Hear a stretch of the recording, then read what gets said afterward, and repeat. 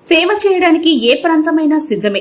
గూడూరు పట్టణంలో స్థాపించిన మా మొహమ్మద్ ఫాఖరుద్దీన్ చారిటబుల్ ట్రస్ట్ నేడు గూడూరు, నెల్లూరు నగరాల్లో సేవా కార్యక్రమాలు విస్తృతం చేస్తున్నాం. గత 10 వారాల నుండి నెల్లూరు పట్టణంలో Harnathpuram, Ramalingapuram, south station railway bridge, Barashahi Dargah వద్దనున్న నిరుపేద నిరాశ్రయులను గుర్తించి వారికి ఒక్క పూటైన కడుపు నిండా మంచి భోజనం అందించాలనే ఉద్దేశంతో వారం వారం అన్నదానం అనే కార్యక్రమాన్ని మొదలుపెట్టి ప్రతి వారం 50 మందికి భోజనం, కర్రీస్తో పాటు మజ్జిగ, నీళ్ల ప్యాకెట్లను అందిస్తూ వస్తున్నాం. నేటితో 11వ వారమని సంస్థ ఉపాధ్యక్షుడు మొహమ్మద్ సర్తాజుద్దీన్, కార్యదర్శి మొహమ్మద్ అమరుద్దీన్లు అన్నారు.